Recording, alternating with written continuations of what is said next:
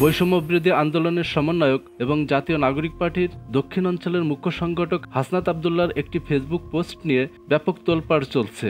বৃহস্পতিবার রাতে তার ভেরিফাইড ফেসবুক অ্যাকাউন্টে পোস্টটি করেন।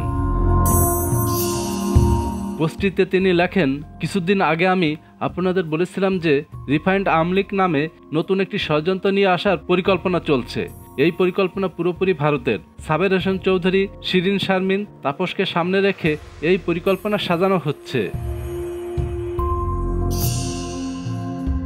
আমি সহ আরও দুইজনের কাছে ক্যান্টনমেন্ট থেকে এই পরিকল্পনা উপস্থাপন করা হয় 11 মার্চ দুপুর 2:30 আমাদেরকে প্রস্তাব দেওয়া হয় আসন সমঝোতার বিনিময়ে আমরা যেন এই প্রস্তাব মেনে নিই। আমাদেরকে বলা হয় ইতিমধ্যে একাধিক রাজনৈতিক দলকেও এই প্রস্তাব দেওয়া হয়েছে। তারা শর্ত সাপেক্ষে আওয়ামী লীগ পুনর্বাসনে রাজি হয়েছে। একটি বিরোধী দল থাকার চেয়ে একটি দুর্বল আওয়ামী লীগ সহ একাধিক বিরোধী দল থাকা নাকি ভালো। ফলশ্রুতিতে আপনি দেখবেন গত 2 দিন মিডিয়াতে আওয়ামী লীগের পক্ষে একাধিক রাজনীতিবিদ বয়ান দেওয়া শুরু করেছে। আওয়ামী লীগের পুরনো দল, এখন সেই দল যারা অপরাধী, অপরাধের বিচার হলে তারপরে জনগণ কাছে গিয়ে তারা জনগণ যদি তাদেরকে রাজনীতি করার সুযোগ দেয়, তো সেখানে তো আমাদের কিছু বলার না। যে লোক আওয়ামী লীগের নেতৃত্বে আসবে, সে যদি অপরাধ না করে, সে যদি ছাত্র হত্যা না করে, সে যদি কোনো অর্থ লোপাট না করে, টাকা পাচার না করে, এইরকম লোক যদি নেতৃত্বে আসে, তাহলে সেই আওয়ামী লীগ কেন রাজনীতি করতে পারবে?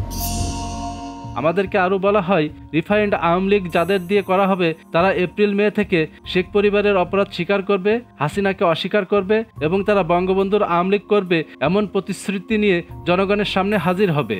আমাদেরকে এই প্রস্তাব দেয়া হলে আমরা তৎক্ষণাৎ এর বিরোধিতা করি এবং জানাই যে আওয়ামী লীগের পুনর্বাসনের পরিকল্পনা বাদ দিয়ে আওয়ামী লীগের বিচার নিয়ে কাজ করুন। এর উত্তরে আমাদেরকে বলা হয় আওয়ামী লীগকে ফেরাতে কোনো ধরনের বাধা দিলে দেশে যে সংকট সৃষ্টি হবে তার দায়ভার আমাদের নিতে হবে এবং আওয়ামী লীগই মাস্ট কাম ব্যাক। আলোচনার এক পর্যায়ে বলি, যে দল এখনো ক্ষমা চায় নাই, অপরাধ স্বীকার করে নাই, সেই দলকে আপনারা কিভাবে ক্ষমা করে দিবেন? অপর পক্ষ থেকে রেগে গিয়ে উত্তর আসে, you people know nothing, you lack wisdom and experience, we are in this service for at least 40 years. তোমার বয়সের থেকে বেশি।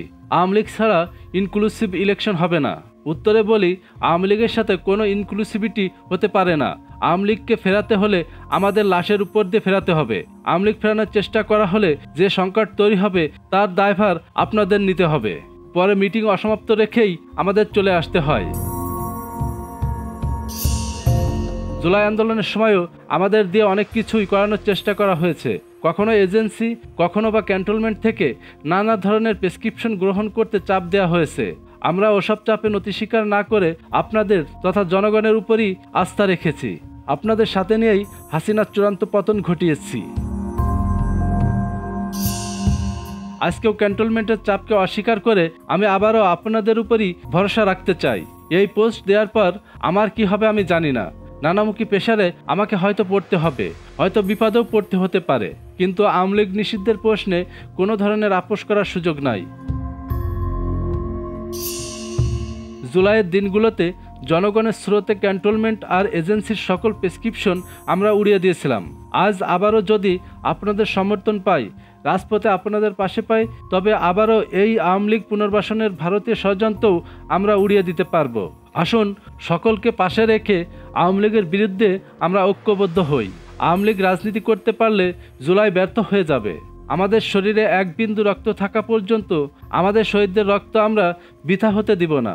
5 আগস্টের পরের বাংলাদেশে আওয়ামী লীগের কামব্যাকের আর কোনো সুযোগ নাই, বরং আওয়ামী লীগকে অবশ্যই নিষিদ্ধ হতে হবে।